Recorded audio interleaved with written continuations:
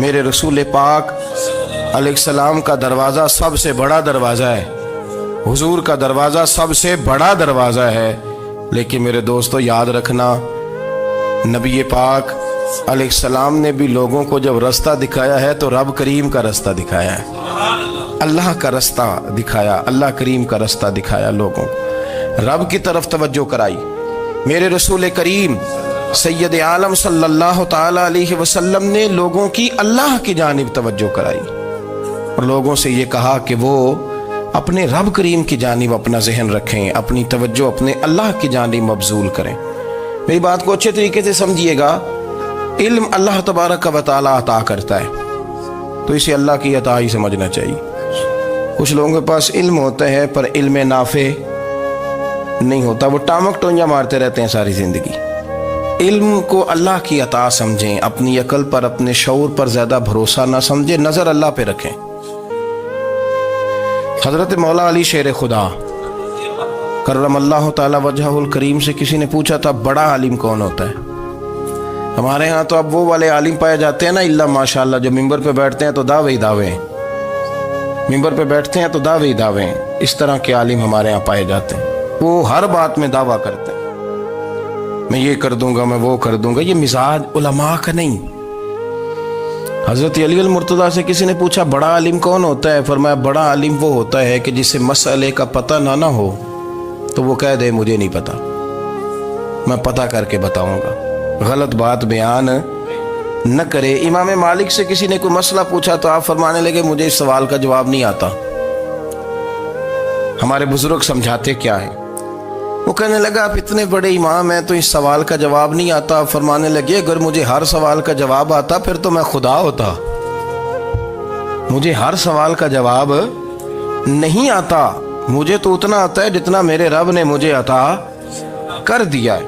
اپنی نظر اللہ پہ رکھیں، نکل آئیں اس معمے سے باہر کہ میں کوئی بلا ہوں، مجھے بڑا پتہ ہے، میرے پاس 6 ڈگریاں ہیں، مجھے 10 جگہ پہ تدریس کا شغف حاصل ہے، اس سے نکلیں باہر۔ قرآن مجید دیکھیے گا، اللہ تعالیٰ نے ارادہ قدرت فرمایا کہ میں حضرت آدم کو بناؤں گا، پھر بنانے کے بعد فرمایا فرشتوں سجدہ کرو آدم کو، سب نے سجدہ کیا الا ابلیس ابا واستکبر وکان من الکافرین، سب نے سجدہ کیا سوائے ابلیس کے، اس نے انکار بھی کیا، تکبر بھی کیا اور کافروں میں سے ہو گیا۔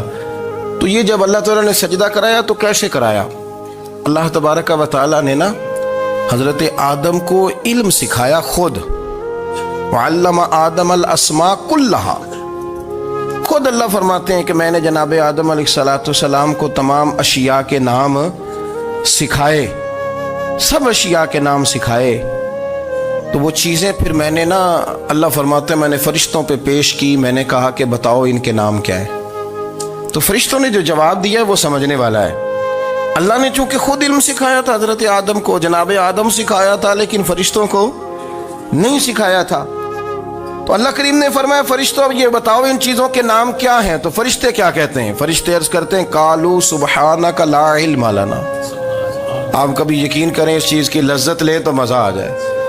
کہا قالوا سبحانک، کہنے لگے تو پاک ہے، قالوا سبحانک، کہنے لگے تو بھئی آدم علیہ السلام کو نام سکھا لیے، پھر فرشتوں کے سامنے وہ چیزیں پیش کر کے کہا ان چیزوں کے نام بتاؤ، تو فرشتے کیا کہتے ہیں؟ کہتے ہیں قالوا سبحانک، تو پاک ہے، لا علم لنا، ہمارے پاس کوئی علم نہیں، الا ما علمتنا، ہمیں تو اتنا پتہ ہے جتنا تو نے ہمیں سکھا دیا، ہمیں تو اتنا پتہ ہے جتنا تو نے ہمیں، لا علم لنا، ہمارے پاس کوئی علم نہیں ہے، اتنا ہی پتہ ہے جتنا تو نے ہمیں سکھا دیا ہے، اس سے زیادہ ہمارے پاس علم۔ اور یہ کیوں تو نے ہمیں جتنا سکھایا اتنا پتہ ہے؟ فرشتے یہ نہیں کہتے یا اللہ تو زیادہ سکھا، آدم کو دیا تو ہمیں بھی دے، یہ نہیں فرمایا، فرمایا انک انت العلیم الحکیم، اے اللہ تو علم والا بھی ہے اور حکمت والا بھی ہے، تجھے پتہ ہے کس کو کتنا دینا ہے،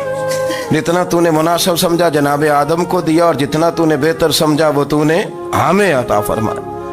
تو اگر آپ کے پاس علم ہے، کہیں نالج ہے، اس کو اللہ کی عطا سمجھے۔ ہمارے ہاں بہت سارے لوگ بن کے بیٹھ جاتے ہیں، میں اکثر کہتا ہوں کہ پھر وہ دعوے کرتے ہیں میرے علاقے والے جاہل ہیں، میرے شہر والے جاہل ہیں، میرے خاندان والے پڑھے نہیں، یہ آپ کا دعویٰ ہے، یہ آپ کو خراب کر دے گا۔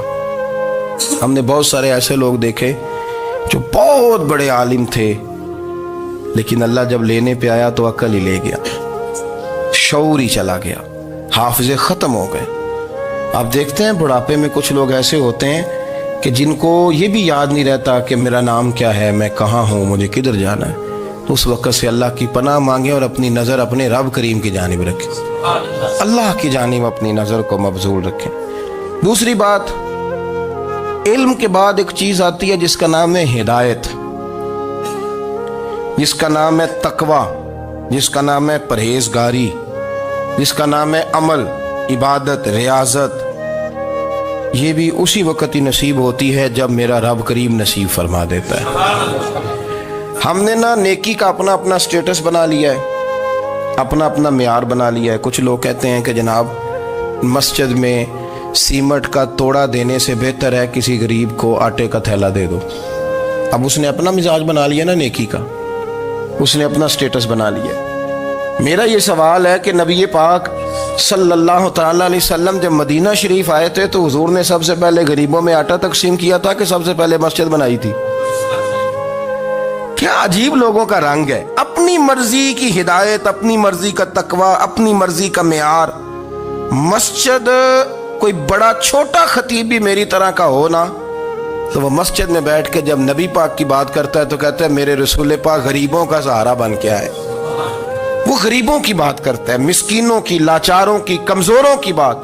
تو مسجد ہی تو وہ ادارہ ہے جہاں سے غریبوں کی بات ہو رہی۔ تو اب لوگوں نے غریب کو اور مسجد کو لڑانا شروع کر دیا، اس کو لڑاؤ کہ مسجد میں پیسے دینے سے بہتر ہے آپ غریب کو آٹے کا تھیلا دے دیں۔ آپ یہ کیوں نہیں کہتے کہ مسجد میں بھی آپ توڑا دیں ایک سیمٹ کا اور ساتھ غریب کو بھی خدمت کریں؟ یہ کیوں نہیں تقوی؟ اپنی اپنی مرضی کا مزاج، اپنی اپنی۔ کچھ لوگ کہتے ہیں چھوڑو جی، ساری زندگی انسان نماز پڑھتا رہے اور پھر گالیاں بھی دیتا رہے، بندہ داڑھی بھی رکھ لے اور جھوٹ بولنا بھی نہ چھوڑے۔ تو یہ آپ نے اپنے پاس سے تقوی کا معیار بنایا۔ گالی دینے کا گناہ ہے اور داڑھی رکھنے کا ثواب ہے۔ تو اگر آپ داڑھی رکھے ہوئے ہیں اور آپ کوئی غلطی کر رہے ہیں تو اس سے آپ کی داڑھی کا ثواب ختم، اللہ کرے آپ کو سمجھ آئے میری بات۔ آپ کوئی غلطی کر رہے ہیں، داڑھی کا ثواب اس سے ختم، وہ اپنی جگہ پہ قائم ہے چیز۔ اپنی مرضی کا کیوں تقوی کا معیار بناتے ہیں؟ تقوی کا مزاج اپنی مرضی کا نہ بناؤ۔ اللہ کی بارگاہ سے دعا مانگو کہ یا اللہ ہمیں ہدایت کا نور عطا فرما، اللہ تو ہمیں رستہ دکھا، تو بتا کہ ہدایت کیا ہے۔ تو رب فرماتا ہے اللہ ولی الذین آمنوا، اللہ مومنوں کا مددگار ہے، یخرجہم من الظلمات الی النور، وہ انہیں اندھیروں سے نکالتا ہے اور نور کی طرف روشنی عطا فرماتا ہے۔ اندھیروں سے نور کی طرف اللہ لاتا ہے۔ اللہ ولی، اللہ مومنوں کا ولی ہے، وہ انہیں اندھیروں سے نور کی طرف نکالتا ہے۔ ہدایت ہمیشہ اللہ کی طرف سے سمجھے۔ جب وہ نماز کی توفیق دیتا ہے تو اپنے فضل سے دیتا ہے، جب وہ ذکر کی توفیق دیتا ہے تو اپنے فضل سے۔ ہم سمجھتے ہو جی فلانا نہیں پڑھ رہا بڑا بیوقوف ہے، فلانا نہیں پڑھ رہا، تو تم کیا اپنی عقل کے زور پہ پڑھ رہا ہے؟ میں جی اللہ کے فضل سے 2 سپارے پڑھتا ہوں، تو کس پہ احسان کرتے تو 2 سپارے پڑھ کے رویا کر کہ اگر مالک تو بڑا قریب نہیں۔ بڑے لوگ ہیں جن کو پورا قرآن حفظ ہے پر انہیں پڑھنے کی توفیق نہیں، تو انہیں فضل کیا اور مجھے توفیق دے دی ہے پڑھنے۔ رویا کر، پڑھ کے رویا کر، راتی ساری کر کر زاری، وہ نیند اکھاں تھی توندے تے فجرے اوہی گناہگار کہاون سب تو نیوے ہوندے۔ مہربانی کریں، ڈریں، نیکی کریں تو پھر ڈریں، پھر احساس پیدا کریں، پھر اپنے اندر وہ کمزوری لائیں کہ توبہ توبہ مجھے تو پتہ ہی نہیں، تو جانتا ہی نہیں۔ حضرت سیدنا امام اعظم ابو حنیفہ رحمۃ اللہ تعالی علیہ کے ساتھ ایک شخص کہتا میں نے نماز پڑھی تو عشاء کی نماز تھی۔ یہ جو لوگ بڑے ہوتے ہیں نا، ان کے پیار کرنے والے بڑے ہوتے ہیں، ان کے گرد خوف بھی بڑا ہی ہوتا ہے، انہیں بڑا ڈر لگتا ہے، بڑی بعض اوقات آزمائش ہوتی ہے ان کی۔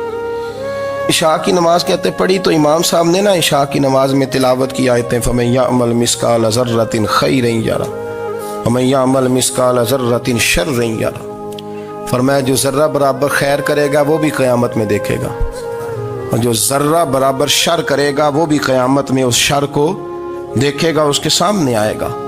تو وہ شخص کہتا ہے کہ سارے لوگ نماز پڑھ کے چلے گئے تو امام صاحب رحمۃ اللہ علیہ نے اپنی داڑھی پکڑی رو رہے ہیں. کہتے ہیں وہ ذرہ برابر نیکی کا بدلہ دینے والے، وہ ذرہ برابر شر پہ سزا دینے والے میری سفید داڑھی کو دیکھ. مالک میرے ذرے ذرے سامنے نہ لانا، لوگ تو میری بڑی قدر کرتے ہیں دنیا، میں تو بڑا پہچانا جاتا ہوں، لوگ تو میری راہوں میں پھول لیے کھڑے ہوتے ہیں، مجھے بڑا نوازتے ہیں. قیامت میں رسوا نہ کر دینا، میرے لیے مشکل ہو جائے گی. وہ کہتے ہیں میں نے امام صاحب کا درد دیکھا، مجھے کوئی کام تھا تو میں چلا گیا. میں نے کہا کہ وہ اس وقت اللہ کے حضور حاضر ہیں تو میں دوبارہ آؤں گا. کہتے ہیں میں تہجد کا وقت آیا تو امام صاحب وہیں بیٹھے تھے اور ان کی داڑھی آنسوؤں سے بھری ہوئی تھی اور زور سے داڑھی پکڑی ہوئی. کہنے لگے مالک رسوا نہ کر دینا، قیامت میں رسوا نہ کر دینا. یار جو ہدایت یافتہ لوگ تھے وہ تو ڈرے ہوئے تھے، وہ تو سہمے ہوئے تھے، وہ تو کہتے تھے یہ اس کا فضل نہیں، اس نے بلا لیا، یہ اس کا کرم نہیں. حضرت باعزید بستامی کسی کافر کو دیکھتے تو رو پڑتے، کہتے مالک تو کتنا قریب ہے، یہ بے ایمان رہ گیا، تو نے اپنے فضل سے مجھے اپنے نبی کا غلام بنا لیا. وہ رو پڑتے. یہاں تو لوگوں کا دعویٰ ہی بڑا ہے. نمازی اللہ خیر فرمائے وہ تو دوسروں کو گھورتا ہے، وہ کہتا ہے جنت کا میں مالک ہوں، کنجیاں میرے پاس ہیں، میں کسی اور کو گھسنے نہیں دوں گا. اور اگر 2-3 حج کر لے تو پھر تو وہ کہتا ہے کہ اب میرے سے پوچھ کے لوگ جنت میں جائیں گے معاذ اللہ.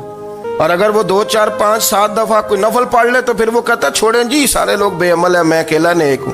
نہ ایسا کریں، اپنی توجہ اپنے رب پہ رکھیں، اپنی توجہ اپنے معین الملت والدین، عطا رسول، ہند الولی، غریب نواز، خواجہ معین الدین چشتی، حضرت خواجہ اجمیر، شاہ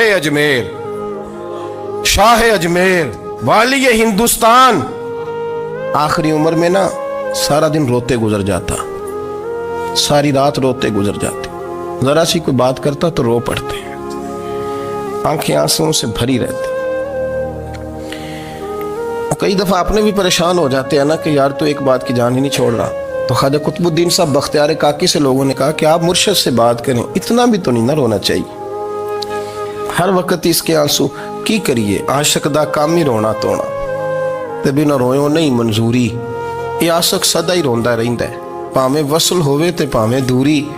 ہر وقت رونے کا کیا مطلب ہے؟ تو خواجہ قطب صاحب کہتے ہیں میں قریب گیا تو میں نے پیر دبائے، میں نے کہا سونیا لوگ تو کچھ بھی نہیں کرتے، تو نے تو کمال کر دیا، 90 لاکھ آدمی مسلمان کر دیا، دنیا کچھ نہیں کرتی، تو نے 50 سال ساری رات مصلے پہ بیٹھ کے رب راضی کیا. تو شہزادہ تھا، حضور کی اولاد تھا، لیکن معین الدین تیرا ایک پلاٹ بھی نہیں، تو نے طالب علم پالے، انہیں غریبوں کو دیا، انہیں نوازا، کوئی شے نہیں تیرے پاس، ہر چیز تو نے، ساری رات روتے ہو، سارا دن روتے ہو. تو خواجہ قطب الدین صاحب کہتے ہیں میں نے جب عرض کیا تو خواجہ صاحب مجھے گلے لگا لی، چیخ مار کے روئے، کہنے لگے قطب الدین پتر داڑھی سفید ہو گئی، جانے کا وقت آ گیا، جو تو نے نیکیاں گنوائی ہیں وہ ہیں صحیح میرے پاس، پر یار کی بارگاہ میں پیش کرنے کے قابل ایک بھی نہیں. تو بارگاہ تو دیکھ کتنی بڑی ہے، رسول کریم کی بارگاہ میں پیش کرنے کے قابل ان میں سے ایک بھی نہیں. تو آستانہ دیکھ کتنا بڑا ہے، کیا پیش کروں گا، کیا عرض کروں گا حضور کی بارگاہ میں، کس طرح. وہ یار جو بڑے تھے وہ تو ڈرے ہوئے تھے، سہمے ہوئے تھے، وہ تو بڑی آزمائش میں تھے، لیکن میرا اور آپ کا رٹا 2 نمازیں پڑھ کے 6 نمازوں کا دعویٰ کرنا اور لمبی چوڑی کہانیاں بنانا اور اپنے منہ سے اپنی تعریفیں کرنا، اس سے تھوڑا باہر آئیں. رزق بھی میرا اللہ ہی دیتا ہے، علم بھی اللہ دیتا ہے، رزق بھی. بڑے بڑے فقیروں کو مالدار ہوتے دیکھا، بڑے بڑے مالداروں کو فقیر ہوتے دیکھا، بڑے بڑے. میرے ایک بڑا سخی قسم کا سجن ہے، بڑا پیارا ہے، میں اسے سخی مانتا ہوں. میں نے اپنی پریشانیوں کے دنوں میں بھی اس شخص کو سخی دیکھا. ایک دن رات کو مجھے ٹیلی فون کر کے کہنے لگا کدھر ہو؟ میں نے کہا میں گھر ہوں. نہیں اکثر سفر میں ہوتے ہو نا؟ میں نے کہا طبیعت کیسی ہے؟ ٹھیک ہے، بس حال چال پوچھنا تھا. میں نے سمجھائی، میں نے کہا یار یہ کوئی مسئلہ ہے، ورنہ رات کے 2 بجے کوئی حال پوچھنے کو فون تو نہیں نہ کرتا. कोई मतलब ऐसा तो मसला नहीं ना। तो मैंने बैक कॉल की, मैंने कहा यार मेरी बात सुन, मसला क्या? कि नहीं कुछ नहीं दिल कर रहा था। मैं कहा मेरी गल सुन, रहे असी 4-5 साल कट्ठे, मैं तेन जानना, असल बात कर। कहने लगा मकान भी बड़ा है, सारा कुछ ठीक है, पर वो बड़ा ही बेनियाज है। कुछ हालात इस किस्म के आ गए हैं कि लोगों को बताऊं भी तो लोग मानने को तैयार नहीं। ज़्यादा नहीं, मुझे ना थोड़े से पैसों की ज़रूरत है, को 15-20 हज़ार अगर मिल जाएं, मेरी ज़रूरत। आप यकीन करें मैं रोता रहा सारी रात। मैंने कहा मेहरबाना तेरा किस तरह करांगे, इससे लेके ज़माना इस्तेमाल करता था, पर बेपरवाही वेख ना सज्जड़ दी, जिथे किसे दी पेश ना जावे, उन्हें ताजा वाले दर दर रोले ते मंगते तख्त बिठावे। सजना किसे नू कारा मिल दई, कोई काबे खाली आवे। वल्लाहु खैरुर राज़िकीन, वो कहते तू दाएं बाएं ना जा, रिस्क तो तुझे मैं दूंगा, मैं हूं बेहतर रिस्क देने वाला। बड़े बड़े बादशाह, बड़े बड़े शहनशाह, बड़े बड़े लोग, हाथों में कासे, फकीरियां। उम्मे रबिया क्या करती थी, बड़ी नेक और साले खातून थी। वो कहती हैं कि मैं ना बड़े अमीर आदमी की बीवी थी, अपने शौहर के साथ छत पे बैठी थी, तो नीचे फकीर मांगने वाला आया। उसने बड़े दर्द से सदा की, तो मैंने अपने शौहर से कहा कुछ देने का, दफा कर, इन लोगों ने धंधा बनाया हुआ है। कहती मैं मेके से भी बड़ा माल लेके आई थी, मेरे माँ बाप बड़े अमीर थे, तो मैंने ना चोरी अपने खामद से नज़र बचा के बाथरूम जाने के बहाने गई और नीचे जाके 5 दिनार मैंने उस फ़कीर की हथेली पे रखे। कहते उसने 5 दिनार देखे, फिर मेरी तरफ देखा तो मैंने उसकी आंखों में आंसू चमकते देखे। कहने लगे बीबी रब तेरा भला करे, मैं 3 दिनों का भूखा हूँ। कि वो चला गया, मैं घर आ गई। जब बाहर आई तो मेरा शौहर कहने लगा तू इतनी अब इतनी तू तेज हो गई है और तू इतनी खुद मुख्तार हो गई, मेरे बगैर पूछे माल खर्च करेगी, जा तुझे 3 तलाकें। कहती मैं बालदार और वजादार बाप की बेटी थी, तलाक लेके घर आई तो मेरा बाप टूट गया, चारपाई पे चला गया। ओहो ये क्या बन गया। कहती बड़ी तकलीफ रही। 1-2 साल के बाद मेरे अब्बा ने मेरी शादी कर दी। अब जिस शौहर के पास गई वो बड़ा नेक था, परहेजगार था, अल्लाह ने बेहतरीन सिला दिया। कहती छत पे बैठी थी, दरवाजे पे फकीर आया, मैंने शौहर से कहा कुछ दे दूं। कहने लगा 5 ना देना, 15 देना, 20 देना, मैं फकीर हूँ, मैंने फक्र से दौलत देखी है, इसे खाली ना लौटाना। कहती है कि मैं नीचे गई और जब मैंने उसकी तरफ दिनार बढ़ाए तो मेरी चीख निकली, पैसे फेंक के मैं बेहोश होके गिरी। मेरा शौहर ने आके उठाया, अंदर ले गया, पानी मुंह पे छिड़का। कहने लगा तुझे क्या हुआ?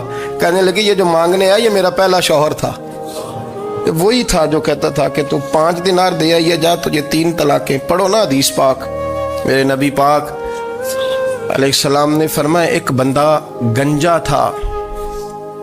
गंजा कोई तरतीब आगे पीछे हो जाए तो मफहूम के लिहाज से, लेकिन मैं मफहूम उसका वाज़े करता हूँ।